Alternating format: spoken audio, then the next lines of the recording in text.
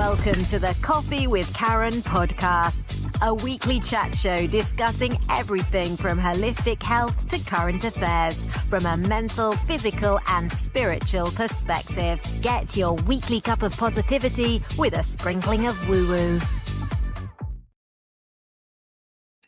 So welcome to the show. Today's Monday and this is going out live on Mintwave Radio.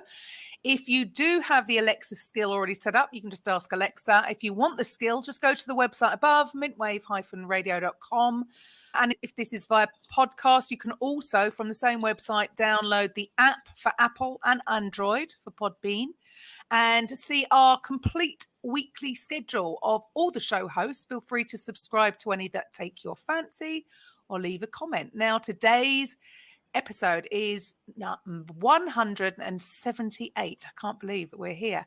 And today we have Nina Gautama, and she's a soul coach and energy healer. And we're going to be talking about soul healing. I'm your host, Karen Roberts, helping coaches and therapists to get their message heard to the people who need to hear it. Now, Nina was born and raised in the UK, but is now enjoying a nomadic lifestyle. She spent a year in Bali in 2022, where, having gone through a deep awakening and healing process, she began her support of others on their own transformative healing journey. So welcome to the show, Nina. Hi, Karen. So if you'd, first of all, if you'd like to just share with the listeners a little bit more about your backstory and how you came to be doing what you're doing now. So as I said, I actually was training to be a yoga teacher. That was a dream for a good few years. And I was very much on my own healing journey. I had discovered kind of the shift from going to psychological healing to spiritual healing and how that benefited my life and accelerated things for me. And then going to Bali, I believe that awakenings are actually learnings we go throughout our lives. But I went to a temple there. I had a blessing to open up my higher chakras. And it essentially created this huge just opening and whole shift in perspective of my life experience thus far and what it is I was meant to be doing. So I took my yoga training and really channeled that into supporting people through coaching. And I feel that my own life experience up to that point really contributed as well. So that's just, got me to this. Do you want to share with the audience a little bit more about your life experience then? Yeah, so I troubled childhood. I was always very blessed with a supportive family, but very troubled childhood. I suffered various forms of abuse and trauma from a very young age. And that kind of went from bullying and migraines and stuff at primary school into my teen years, becoming more kind of behavioural problems, substance addiction, toxic relationships, and from there on everything became more challenging. So I was stuck in this cycle of, I always had the awareness and the desire to heal myself, but I was stuck in this cycle of going to therapy, feeling like there was something wrong with me, being diagnosed with various, all the way from ADHD to depression, anxiety, mood disorders. And it was just keeping me caught in this loop. And I don't think there was a moment. I think it was like a series of moments from my mid-20s all the way to my early 30s, where I just started to question, there's got to be more than this. So do you think the problem these days is that so many children or teenagers are being labelled with these, ADHD, this, that, the other? And the problem seems to be is that so many people, and obviously there's a scale, isn't there? Not everybody has gone through severe trauma, big trauma, but little trauma can still have a massive effect on what they're doing now as adults, and they reckon actually 100% of people have got some kind of trauma from childhood. It could be as simple as the way a particular teacher talked to a child had an effect on them moving forward. And do you see that this is the issue going on these days, is that everybody wants to label you as though there's something wrong with you, and nobody's broken, nobody needs fixing. They just need to understand themselves a little bit better. Exactly. And I feel what you said about trauma is so relevant, right? Because for me, my experience now, both supporting other people and in my own journey, is that trauma is perceptive, and also that it's very much part of the human experience. So I believe that we are souls having a human experience, and that unfortunately, like, suffering and trauma is part of that, and us learning to overcome it is part of that. But I can see where labels can benefit, but that's only because society needs them in order to give people the support they need. And I feel like this whole thing around neurodivergence, around mental illness, people can get so caught up in it, and it becomes an identity rather than a tool to support people. And that's why I feel like where the coaching industry and different parts of the spiritual industry can really benefit, but it has to be used in the right way. Yeah, sure. And that is it. Like you just said it there. It is a part of life, and everybody is having a different experience, and no one is necessarily better or worse than the other. Like you said, I love that. It's all perceptive. It's all down to perception. Sorry.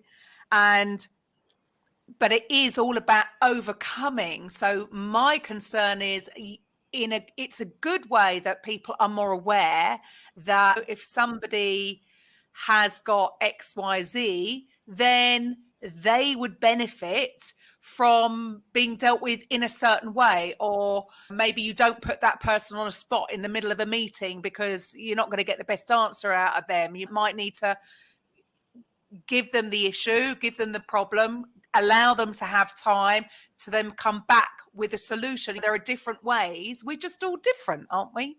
And we deal with things differently. And some of us are good at this and not so good at that. And it's all good. But my fear is that so many people now are walking around thinking there's something wrong with them.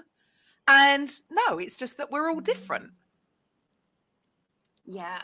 And it's that need for a label as well. It's that need for a label to belong somewhere in society. And that's what I feel we need to overcome. I definitely think that,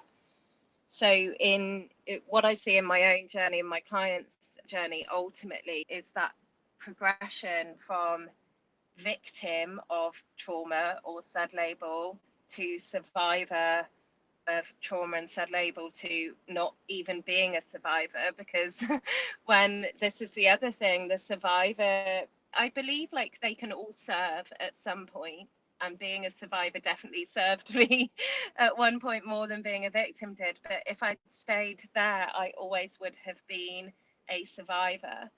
And we don't want to be in survival mode. That's how we're conditioned, is to be in survival mode. And we forget we're not taught that, given the tools to actually live without feeling that we need either to succeed or to fix and heal ourselves. Yeah, and this is why I'm doing what I do, because I so strongly believe that this needs to be,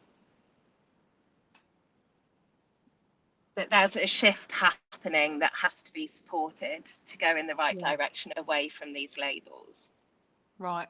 Yeah. And because, if everybody has got one, we're all of a sudden putting everybody in different boxes rather than learning how to just come together and support each other and be compassionate, show a little bit of compassion.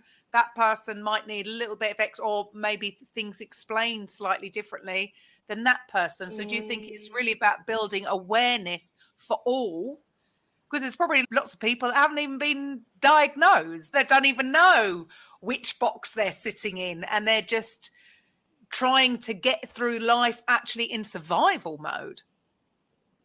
Exactly. And now we have people queuing up for diagnoses so they can get support. So this is where we step in as heart-centered coaches, is so that people aren't waiting to be fixed, that they can come straight into a place of knowing that actually they're okay and learning.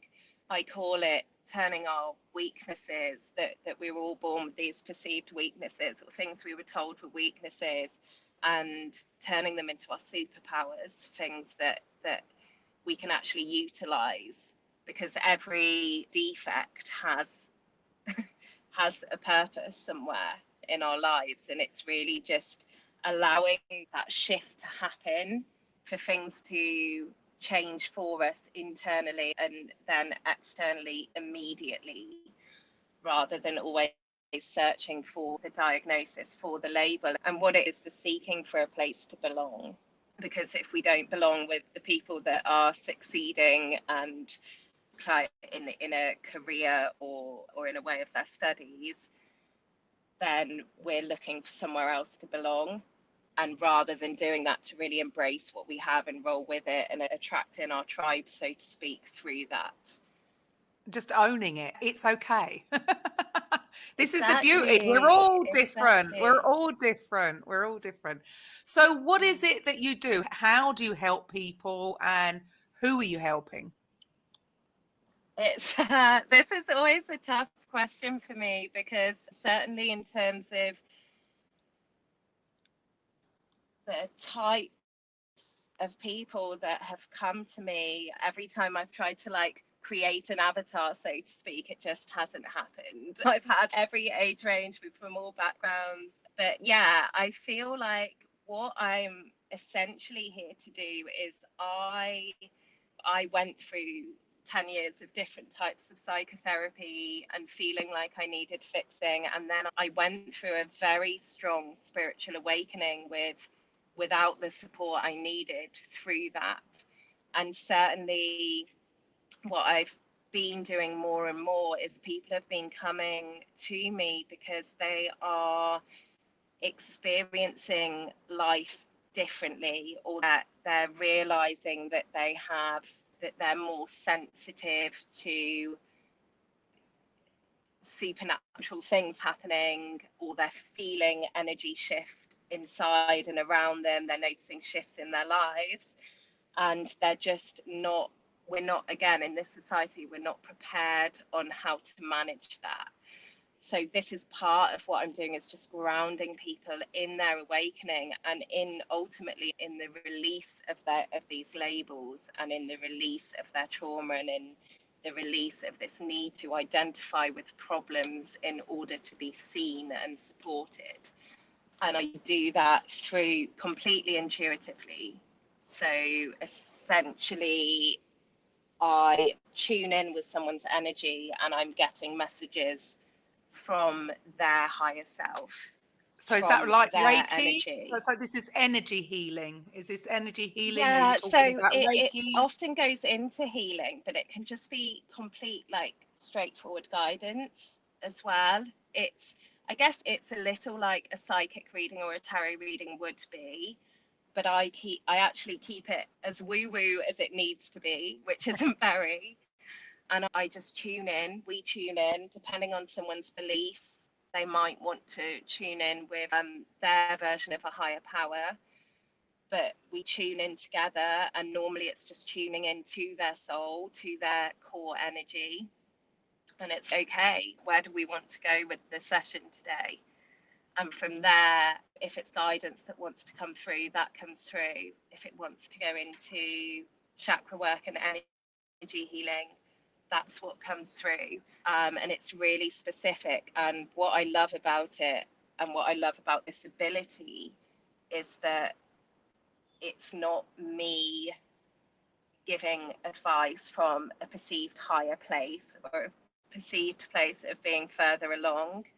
It's literally getting away from the outer noise of the world, from all that information and all that shoulds and shouldn't do's, and just coming back to the inner wisdom, the intuition that they already have inside of them, that knows how to heal themselves, how to direct them in their lives.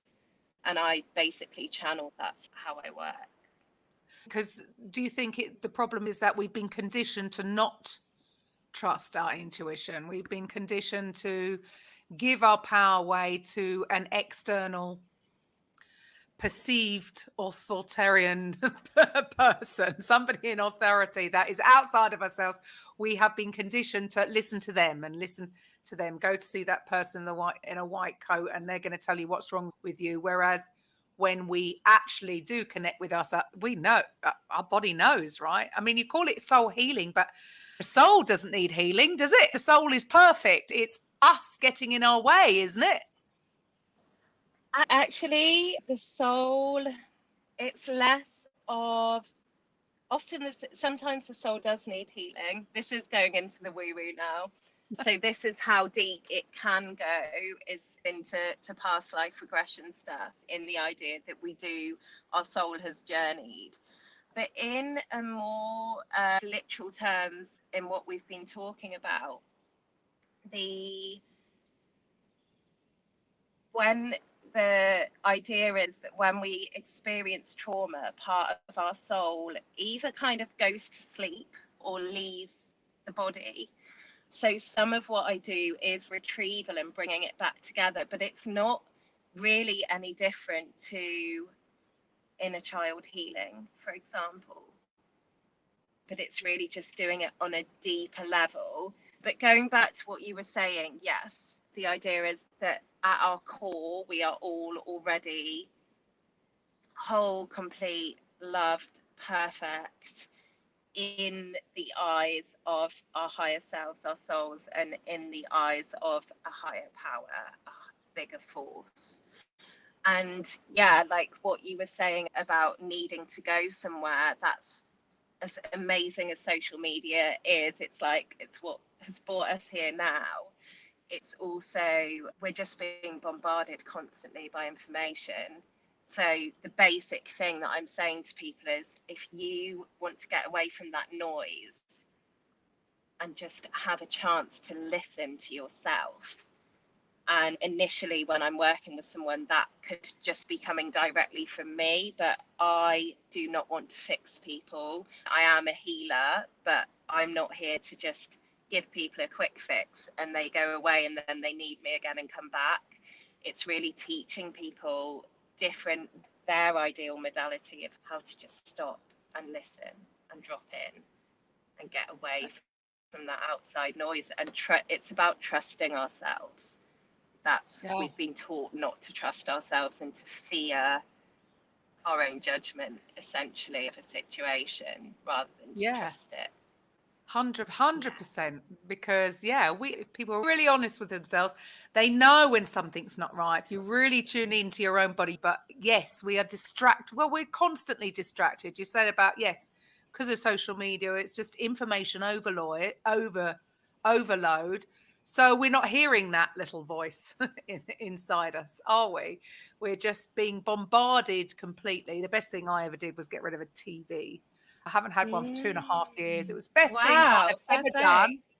Although you can get caught out. I wanted to go to a friend's house last weekend. Yeah, I'll get a train down. And then at 4:00, went to go down and realised there was a train strike. And I was totally blissfully unaware that there was a train strike because I don't listen to the news. I haven't got a TV. Yeah. And then everyone's like, where have you been? I'm like, in my bubble. That's where I'm such and I always say this to people because I've definitely had my more ethereal spiritual times, but I'm completely caught in the middle. I would not be able to survive without Google Maps. There's no way. I'm completely reliant on it. My inner compass doesn't do directions. but this is it. All these things that have come up, they've come up hopefully from a good place. And they do have their place, and they are just tools that we can use. I wouldn't use, I shouldn't say things like that on there. We use Waze, not Google Maps. But other than that, yeah, we have just come so far from trusting ourselves, probably, and it's not just recently, it's not just through social media, it is over the last, I would say, few hundred years, probably ever since they burnt women at the stake.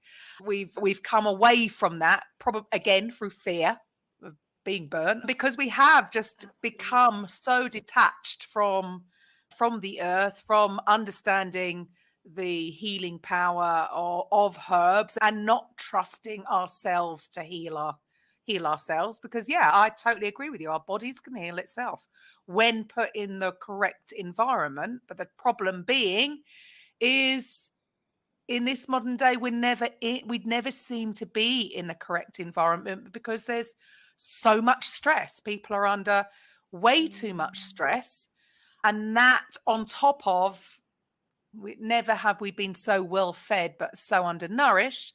And then there's just so much choice of rubbish out there, as opposed to giving our bodies actually what it needs, which is fuel.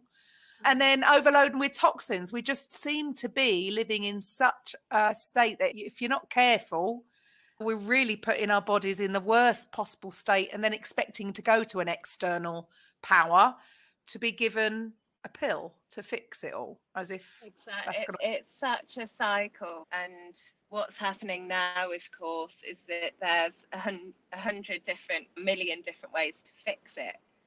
And again, it's just getting things that are there to help people are becoming commodified. It's becoming too overwhelming. Which way do I turn? What issue that I know I've got do I deal with first? How much is it going to cost me? All of this, and it just gets, you're going from one spin cycle into another.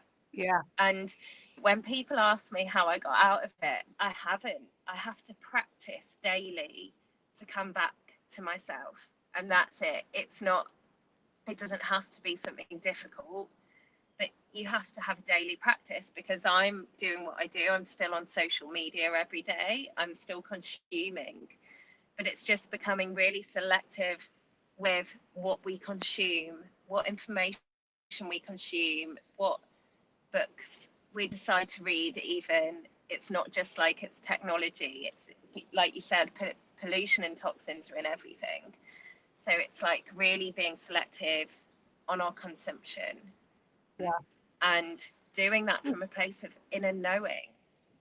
Yeah. Like, of really going inwards. And then people are like, I've tried to meditate and I can't hear everything. And it can take a while. It takes practice. It takes practice to hear. And really, if people want a quick fix from me, they're getting a channel. And generally, when I tell them the messages that are coming from their soul, they already know because they've heard it. But what we do is we get that intuition come up, because as a child, for example, we felt something intuitively, even at school, needed to go to the toilet or something, and we were told, no, you can't, you wait till break. So we weren't taught to listen to the needs of our body and our soul, or the wants of our body and our soul. Yeah, we were taught to want from our minds, from our conditioned mind, from our ego. And that's not going to change overnight, is it? If we've had, again, I suppose that is another byproduct maybe of the modern world, again, because of all these, we're just distract, like you said, so much information and wanting it now. We want this instant fix. We're all looking for this magic pill. And I'd be lying if I didn't say, if suddenly they came up with a pill that you're going to lose a stone tomorrow. Me too. Yeah. Okay. We are wired, actually, to go for a quick fix. In fact, our brain actually will only almost pick up on certain bits of information if it's resonating with what our core beliefs, because we are, on a subconscious level, looking at ways to conserve energy. So in a way, we can get a bit lazy and a bit complacent, and we do want things quickly now. So that's obviously come up from a human need. But the problem is, realistically, everything is, we are currently in a time-space reality that there are certain laws, universal laws, that certain things take time. Yes, there isn't ever going to be a magic pill that you're going to drop a stone. I truly believe that it's never, ever going to happen because of the way the body works. And I come from the fitness industry. You want to drop 2 stone, it ain't going to happen after the first workout that you do. But somehow we have become so conditioned to this. We're just too impatient, aren't we? We're just way too impatient people. Yeah, and again, it's because we've been conditioned to think that we're in a hurry, like that is some race. And you can go too far the other way. I've been there of just, oh wow, things will happen when they happen. You still got to take action, but taking that action from an intuitive place and then allowing it to take effect. Yeah, just trusting. But I completely relate to what, and it's the same with spiritual or emotional fitness. Of course it is, that it takes time. I spoke to someone the other day that asked me, how do you heal quickly from emotional abuse? And the first thing I said is, why quickly? Why does it have to be quick? And he said, because I want it to be. And I was like, okay, so the first thing you have to do is completely remove the idea that you've had emotional abuse. Like that has, if you want a quick fix, that has to go instantly. And of course, then like that conversation led to a realization for both of us. It's always a lesson for both of us that, in fact, that there is no quick fix. And it does, sometimes it happens. Sometimes that process, you would have experienced this in fitness as well. Sometimes your body responds differently and it speeds up or it slows down. Yeah, now I'm 51. It's definitely slowed down. Yeah. Don't look a day over 21. Oh, she's good. She's good. Yeah, like you say, even the meditation,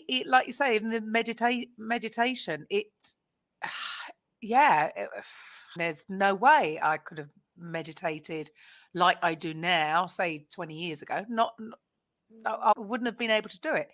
It does take practice, like anything in life. I don't really understand why, really, we expect anything to be any different. To learn any new thing, and if you did a hobby when you were a child, to learn gymnastics, to learn anything, it takes practice. There has never been a quick fix, has there?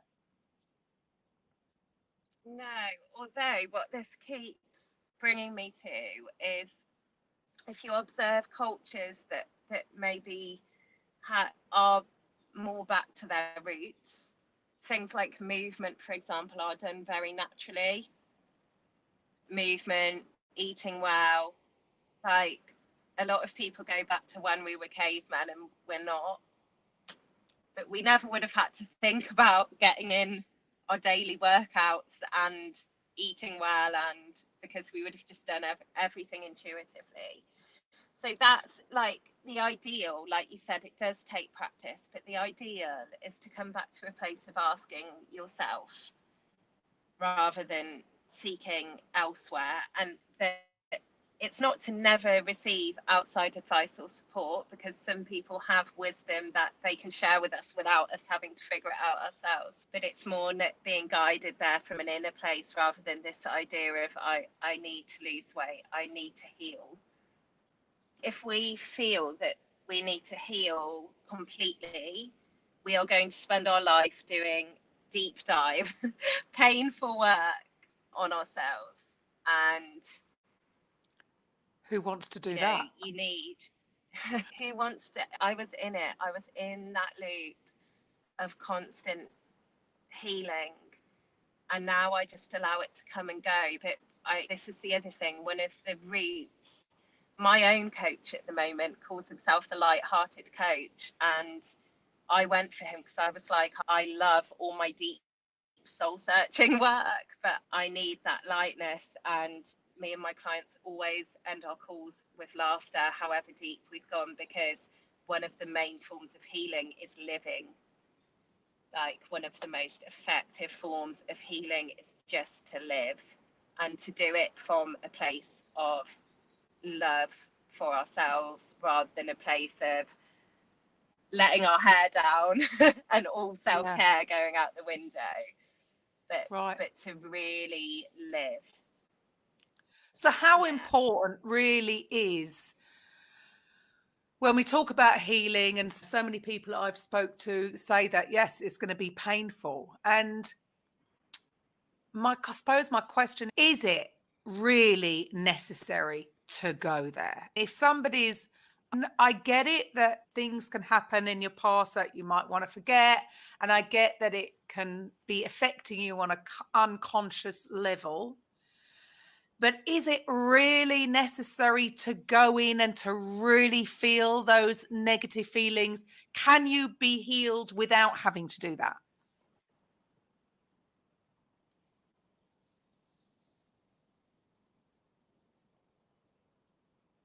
I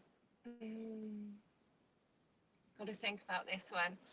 I feel like we have to acknowledge what's already there in order to release it. Something really important that is a part of what I do is I help people transmute the energy of it, which is again something I've trained myself to do for myself and for others. I already had the natural ability, but I had to relearn it. So there's a lot of talk about, and most people who need healing aren't just carrying their own stuff, right? Or feel that they need healing, they're carrying other people's things as well. And what it is, we've been taught to pick up whatever it is, to feel it when we feel emotion or whatever, to push it back down or to help others, and we end up just carrying these burdens with us. So the reason healing is important is because those healings, for them to just disappear, it does happen sometimes, but it's unlikely that they're going to disappear without being acknowledged. But something important in what I do is, even when I talk about energy healing, even when someone's talking, I pick up the energy as it comes off them, that heaviness, and I help it transmute. So that can literally be one session that somebody's feeling like a big weight that they've been carrying maybe their whole lives has been lifted.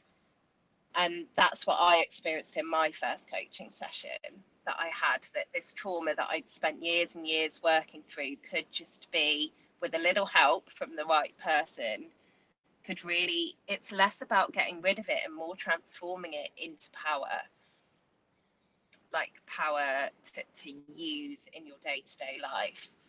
When you talk about going deep, we can do that and come out of it, but it's really, the issue becomes when we stay there or when we keep digging deeper. Because what I know from soul healing is that you have your surface layer healing and it just keeps going deeper and deeper. So I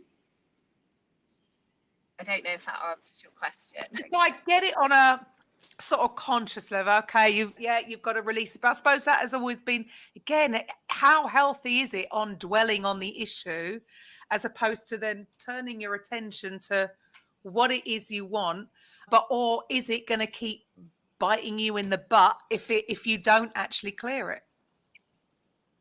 I believe that, yeah, it will bite us in the butt. But I think what we tend to do as humans is, especially in this society, we want to analyze it all. So we want to get it, look at it. Oh, maybe it's this, rather than just throw it out. So that, which, you know, is why I'm a soul coach and not a mindset coach, and which is why I work energetically, because it's really about just clearing it out without always feeling the need to understand it and to go over and over it, which is what you're talking about, that can be really detrimental. And it's another form of that label, of that identification, because you just become your trauma and your healing journey, and you are nothing outside of that. And I just see it so much from coaches, and like, no judgment or criticism, because everyone's just doing the best that they can with what they have. I genuinely believe that. But I felt like I'd reached a point, so now I know I need to keep working harder. Why? Yeah. Just go and take what you've got and live with it and share it. And the reason we're clearing all this crap is so that we can really fully love. Like, we know how to give love to ourselves, and we know how to give love to others, and we know how to love our lives. It's not so we can find more stuff to dig up. And there's some trauma that's so, one of the main things now is people getting frustrated with their parents for not working through their stuff. And honestly, I'm like, I don't blame them, because that's going to take the rest of their lives. They don't need to be doing that. Just, maybe work on some behavioural things or little things they can shift to make their lives easier. But they don't have to be digging up stuff from childhood if it's not aligned for them. No. Yeah, it's really the concern. That is the concern. Is that is again all these things, I think, do come from a good place. It's great that people are starting to understand that, maybe I've been avoiding doing this thing because and so maybe I should sort it out. It's great that people are acknowledging, being aware. But yeah, I'm just noticing it with a lot of the youngsters. And like you say, as parents, I'm going to get the blame now. My kids are going to be like, I'm like this because you didn't. And you said it earlier. Everybody is just doing the best they can with the knowledge they have at that time. Some people were parents. What was I, 25? Can't even remember. 27 when I had my first child. Some people are a lot younger, still children themselves, still figuring it out themselves. I was still figuring things out at 27. I was certainly not there. You know, and you learn as you go. So yes, that is the danger, is that then people are going to, I suppose, moving from victim into the blame. Very dangerous place to be, isn't it? It is. Again, it can always serve a purpose. So I went through that shift on my own journey, and I shifted out of it. I think the most important thing is not to stay in any place. You've got to go through it, but just go through it the once. But again, I suppose, where do they know when to stop? Like you say, it's almost like that now they want to go in deep and deeper. When do they know then? Or how? Well, this is where it's important. Sorry, this is where it's important that we have support from coaches, therapists, and any form of support that where they actually care. Because if we don't get lost in our egos and in our need to heal or fix people, we're going to clearly see where it's time, okay, like, we've done that deeper healing work, we've sat with your inner child long enough now, let's shift into your future self. What does your future look like? What does your present look like? What could you go and do right now that's going to actually enhance all that amazing work you've done? And that is why our roles are so much more important than just fixing people. Feeling that we can fix people, or that, of course, having life experience is going to enable us to have a different level of empathy, but that's all it's for. It's not to assume that their journey needs to mirror ours. And actually, I've been taken advantage on multiple occasions during that journey. That is a little bit victim mindset, but just where I can look back and see, like, people that were so fascinated with my willingness and this just desperation I had to fix myself, that they really went deeper into stuff than it needed to be. So that's Yeah. where I'm here to show people, whether it's a spiritual journey you're on, or emotional healing, or even like physical healing, that you They're all really, linked. you need to be in touch with yourself so that you can know when it's time to stop, or to take a break, or to go on a different path. So do you think, the way I see things, rightly or wrongly, I don't know, but I look at a lot of the therapies out there, I should be careful what I say, but it does seem to be holding people in that place.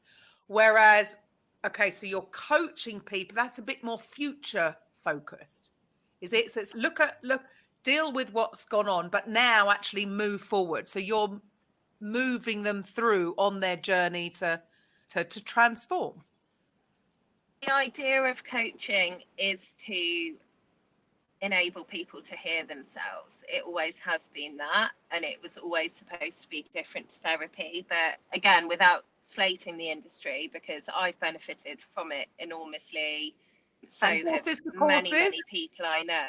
That here we are. But just, I guess, just to be aware that it is, in some places it's starting to go that way again. Even to tell people, there's a lot of telling people, like, you need to quit your 9 to 5 in order to be happy. There's a lot of that kind of thing around, of that this society doesn't fit anything, and there's some truth in that. But for some people, they love their job, and if they start getting told that it's wrong,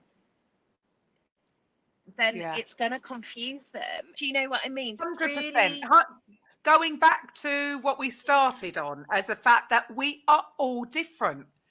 So being a business owner is not going to be the right thing for some people. They will be happier being in an environment where they just get told what to do and they go and do it, and they can go home and not think about it. Being a business owner or an entrepreneur can be quite stressful, and there can be no let up in the beginning. So it's not for everybody. And there is no right and wrong anywhere. It may be some companies you wouldn't want to work for, but in general, I'm sure there's some wonderful companies out there at the same time that people will be very happy. Just, I agree. I see it as, it's because I think some people, and again, possibly coming from a genuine place of wanting to help, but forgetting that everybody is different. And because that's worked for them, now they want to totally bombard everybody with, again, it's my way is the right way. No, well, actually, that person would suit that kind of therapy better, and that person maybe need a little bit more of that. And isn't that the problem?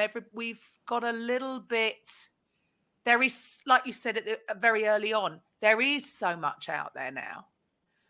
You could read a book telling you this is good for you, and you could read another book saying that it's poison. You can read another book saying, and the truth is, they're probably both right. For one person, that would be a medicine, and for that person, that could be a poison to them, because we are all different. Our bodies are all different. Our minds are all different, emotionally, spiritually, and there's something for everyone.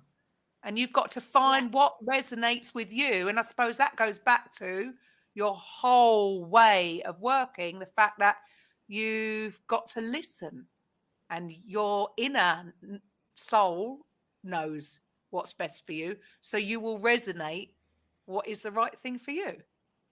Is that right? exactly. Past logic. So it's never doing. It's so important to remind people that it's not necessarily about being impulsive. And I've definitely done mine the impulsive way, and it's benefited me. But again, I can just see, I'd say the only thing I've learned from my own journey is that slowing everything down and how that can benefit. But definitely, it's allowing our intuition to override logic and reason. Because if we feel that the right thing for us to do is quit our job, and this is what people will say to me, I know I've heard this message, I know I need to quit my job, but I'm like, but you don't need to quit it now. Let's start exploring, like, what can you do? How can you start? And so more often than not, it's something creative. Like, how can you start creating now? How can you bring that into your life now? What kind of jobs could you start to look at and maybe apply for? I feel there's this, because I quit my job and went on this journey and lived like this crazy life, and I'm like, it doesn't have to happen, because if the whole world did that, we'd be screwed. Which is stuck. Even more screwed, right? Yeah. Have an exit yeah. strategy, maybe. Have an exit Yeah. strategy. Like, Doesn't if you're a more grounded, pragmatic person and you don't want to give everything up, it doesn't have to be one or the other. Just start to explore different possibilities. And it's about stopping seeing ourselves as limited beings. Love it. Yeah, love it. I do think it is this. I've been through it myself. It's that trying to find that balance between we've been conditioned to be sensible, and this is the right thing to do. This is the right way that you should be doing it. And then when it's something, if you don't actually want that and you want this, and you said something earlier about being impulsive. I can be incredibly impulsive, and yes, it's funnily enough, it's bitten me in the butt before now. And you're right. And I think for people that are like us, maybe a little bit more impulsive, that is actually really a very strong message to slow down. Because I've made some poor choices in the past because I've gone with where I'm feeling at the time. And these days, especially, again, at my age, with hormones, and it can be the wrong decision. You might not be actually listening to your inner voice. You're just responding to certain things. Exactly. So and there's a lot. Yeah, sorry to interrupt, but thank you for raising that, because there's so much in that. And this is why when people say, just listen to your body with no further instruction, that's a risky little game, because firstly, our bodies will show fear where there is nothing to be scared of. So where you said that we need to work through stuff, yes, because of that. Because if there's something we perceive as scary because of something that happened and it hasn't been released, it might hold us back. Or if we've been told we can't do something, then our body might tell us, you can't do that, that's not safe. But equally with the impulse, so this is where the grounding, the balance comes in. It's a whole different topic really, but masculine, feminine energies, which would have been talked about on your shows quite a bit, I'm guessing. But it's that balance of the grounding and the flow, right? And to know it's all about learning yourself. You're not putting stuff into you that's not already there. You're learning yourself. You're learning which parts of you are responses to conditioning or trauma, and which parts of you are your intuition. And equally, where our impulses might have burnt us, we don't know how many times we've held back from doing something and we've missed opportunities from that. So it's really like feeling the fear and doing it anyway, where there's no like real harm to yourself or someone else. Yeah. And I suppose it's that understanding that, is that the ego talking, or is that my soul talking? Because the ego can get in the way, can't it? The ego can definitely get in the way. So for example, with hormones, with addictive impulses, there's a lot of that. So that's where the healing is important, and even just the understanding, the knowing how to differentiate it, because this is expecting ourselves to be constantly enlightened and constantly in this place of not being human. And this is where It's learning to sit, because our inner knowing doesn't tend to come through impulsively. Our inner knowing comes through in quiet, and the more we practice that listening, the more it becomes automatic and we get to know the difference. But nobody can know that as well as we know it ourselves. And that's what it's about, is that reconnect. So really, some of the old-fashioned sayings are actually really true, like the sleep on it. Sleep on it. What's the big... Yeah, there is no right. I know this is what, I dislike with a lot of sales tactics. It's all, they've got to buy now. And it's like, why? We would teach, no, sleep on it. It's got to be the right decision for you. No one knows better than I get it that fear could come up in the meantime and then stop them doing it, but rather people not get buyer's remorse, go and sleep on it. And I suppose that is allowing that inner voice to then come up, as long as you're listening. You've got to be listening. You've got to be listening. You've got to be listening. So to talk about listening to the listeners, if they can't see your details below, how would they get in touch with you, and what is it that you have to offer? So at the moment, my contact are my social media platforms, so Instagram and Facebook. So it's at Nina Gautama Holistic, or Nina Gautama on Play. I'm quite lucky. My name is pretty unique, so there's not many of me out there. And what was your other question? Sorry. Yeah. What is it that you offer? What is it that you offer people? At the moment, I'm offering one-to-one coaching in the form of what I call transformative healing, because it is that, rather than being stuck in the healing, as we've spoken about. It's really allowing ourselves to lean into the transformation, to get away from the noise and tune in with ourselves. I provide support in, if you believe you are going through an awakening, that I am definitely the person to help you with that. And if you're going through a big change in your life, in career, in relationships, in anything, it's really getting rid of that outside noise of the should do's and going inwards to what your soul already knows that you can do. I also offer one-to-one intuitive readings, again working a little bit like a tarot reading. And if anybody wants specifically chakra healing or soul healing, that is something we can do on one-off basis sessions. But the best way to work with me is on a coaching basis, really getting into how we can clear any stagnant energy and just live in the now, coming into better future. Living in the now. It sounds so simple. And yet so many people are spending their pretty much 90% of their day either in the past or a perceived future.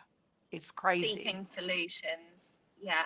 And also I can genuinely say that, what I do, what my clients experience with me, because they're experiencing it with themselves, they come out of session feeling amazing. Like I said, however deep we go, however it is sensational, it still surprises me. I'm like, wow, I'm magic. I forgot. but Brilliant. There you go. This is it. Yeah. Everybody's magic, and we've forgotten. Exactly. And they don't come away feeling like I fixed them. In fact, the ideal for me is that they'll forget about me eventually, because they have done it themselves, and it's me connecting them with that. I'm just the connector, and I feel blessed to be able to be in that position. Yeah. Brilliant. Look, thank you for your time today. It's been a wonderful conversation. Thank you. Yeah, love it. And yeah, I do feel that there's a shift right now, and people are becoming, they're understand. We've been going on about the power of now. 20 years ago, I think I read that book first time. I can't tell it. I'm a slow learner. Yeah. I'm reading it for the third time now. Oh, yeah. Oh, okay. I have it on Audible. I can't read. I just don't read books. I listen. I have him, and he's got such a wonderful, calming voice. I love him on Audible. Yeah. But but as always, it's always the simple things. It's us that overcomplicate everything. It's actually the simple things in life. It is the simple things in life. We want to be happy. Keep it simple.